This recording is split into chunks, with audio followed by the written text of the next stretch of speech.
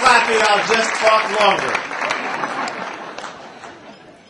And I think at least disclosed, as an elected official, I have to disclose gifts and potential conflicts of interest. I do have concerns and worry that this award is a result of cheap rent. And that I think so. I can't remember exactly when, but back in 1995, Joyce Meskis, who owns the Tattered Cover, she and I were partners in a building in Lodo and had an empty floor, and it came to our attention that the CEC needed space. And one thing led to another. They really didn't have any money. So it didn't stop us from charging at least a couple bucks a square foot. But it was a very fruitful relationship, certainly for Joyce and myself, and I think for CEC. Elise described pretty much everything I was going to talk about of all the great things we've done, which is kind of tedious anyway. But I did want to take a few minutes just to talk of some of the issues that face this metropolitan region and the country, and that we are in this wonderful time. We're in a time of commencement speeches, right? People are graduating like crazy. You can only imagine all the commencement speakers saying, "We're sorry we left you a country that's ruined, the economy's in tatters, nothing's worked." And yet, in a funny way, what they should be saying is, "What a gift, right? You guys can recreate and do everything differently than what we did." And we may fight over whether it's cap and trade or whether it's cap and dividend, but we don't have to give in and continue our dependence on foreign oil and foreign dictators. We don't always have to continue polluting our air. We don't always have to look at alternative economies that keep us in those dependent states. We are fortunate to live in a place like Colorado. You can't spend an hour in Denver and Colorado without realizing that we are blessed to live on a planet that has all these, just the air we breathe and the visions and beauty that we see. We are surrounded by it in Colorado in a place that most people don't see. We have all the natural appendages that any community could want, like NRail and the collaboratorium that the governors helped to start with CU and CSU. We now have Ken Salazar as the Secretary of the Interior.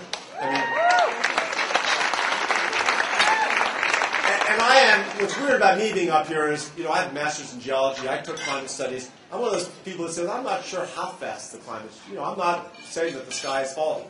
I'm saying that clearly the climate is changing, clearly mankind's activities are causing it, and it would be insane not to be spending tens and tens of billions of dollars every year buying insurance to begin to prevent and stop that change that's happening. But I'm a moderate. Well, no, I'm not. No, don't clap for that, because you guys are the. And if I had more time, I'd tell this wonderful anecdote about the former head of the CIA lives in Denver, was on one of my commissions, and when he was describing settling during the giant march on Washington in 1973, he was the acting assistant director of the CIA, and he negotiated with everybody. At one point, Tom Hayden came up to him and said, "You guys think we're so radical. Well, we're not that radical. We just think you're so conservative. We've got to start out way over here to get to a reasonable middle." And that's what you are in many ways. You have to push us moderates further to the extreme. And I realize when you spank me or spank Ken Salazar, that's really what you're doing. But don't hit so hard sometimes. And recognize that we do have a remarkable new senator in Michael Bennet, right? Who's going to be a moderate, right?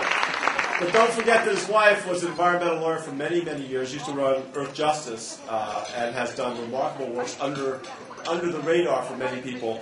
But he can't be that moderate and still have a happy life.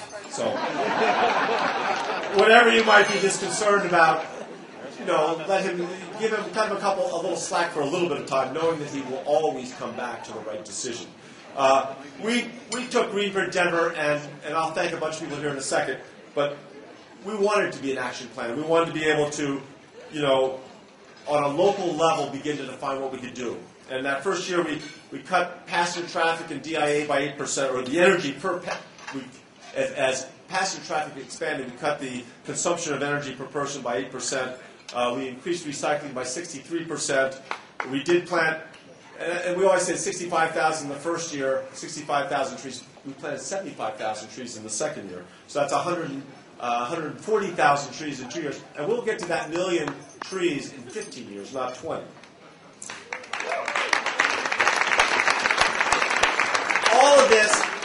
All of this is involved in finding those moderate places where we can find victories and collaborations that bring along the greater public, right? And you all, so many people in this room spend so much time persuading those people around you that this is the direction we've got to go and that we need a greater sense of urgency, right? My favorite quote, which I use all the time, of all the great Abraham Lincoln quotes, at one time they were asking what was more important, the presidency or the Congress or the judiciary, and he said, that's not the point. He said, public sentiment is everything. With public sentiment, nothing can fail. Without it, nothing can succeed. That is why those who mold public sentiment go deeper than those who enact statutes or pronounce decisions, right? The Congress or the judiciary. And that's what you are. You are molding public sentiment, and sometimes the moderate victories pave the way for the larger, more ambitious victories that come down the road.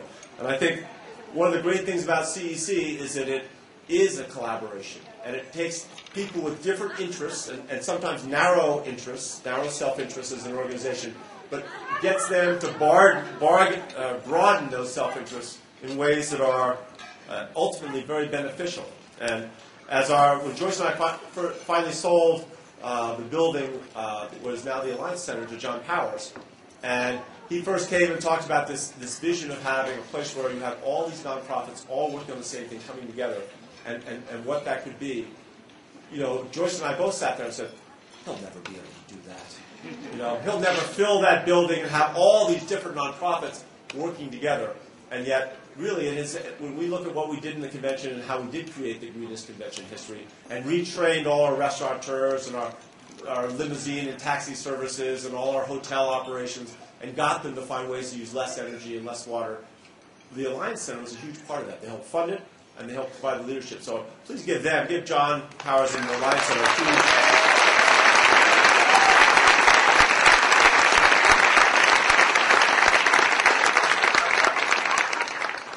And I'll finish with a couple of thanks.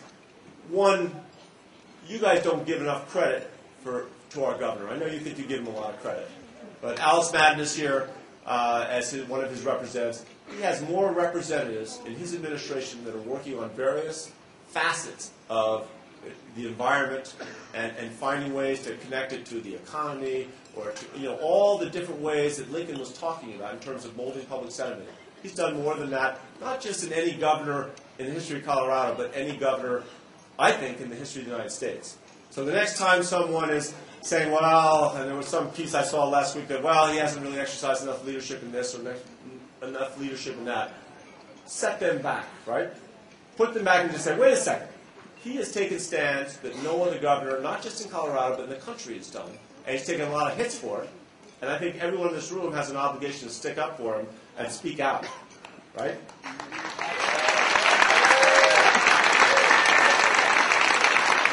Lastly, two things. Obviously, I want to thank Beth Conover, who really created the idea for Greenprint. Give Beth a huge hand. Beth is one person who is always never about her own self-interest. She's always trying to look at the greatest good for the greatest number of people. And we've been very lucky to have Michelle Weingarten and Scott Morrissey come in and kind of pick up that and keep that same perspective. How can we do more for more people and have a longer-range vision? Lastly, I think I've said that 3 times now, which means you're not going to get my really funny joke. Lastly, the two things. One is Denver Water, which no one pays attention to, but we've now appointed 5 new board members. There are 5 board members on Denver Water, and no one's paying attention to this, but they have committed, and they need a lot of support. That board gets a lot of heat from some of the bureaucracy, but they have committed to cut the per capita consumption of water in Denver from 2000 levels by 2015 by 22%. Right? That is a remarkable thing. And part of that, for the first time, I believe, in my knowledge, and I've spent time looking at that they are looking at how can we give more water back to the West Slope to make sure that they have other uses out there. And last, to do it again one last time, we're going to have an election not this fall, but next fall. And one of the things that this community has done that no other community has done is look at transit as a way of really creating a sustainable vision of the future.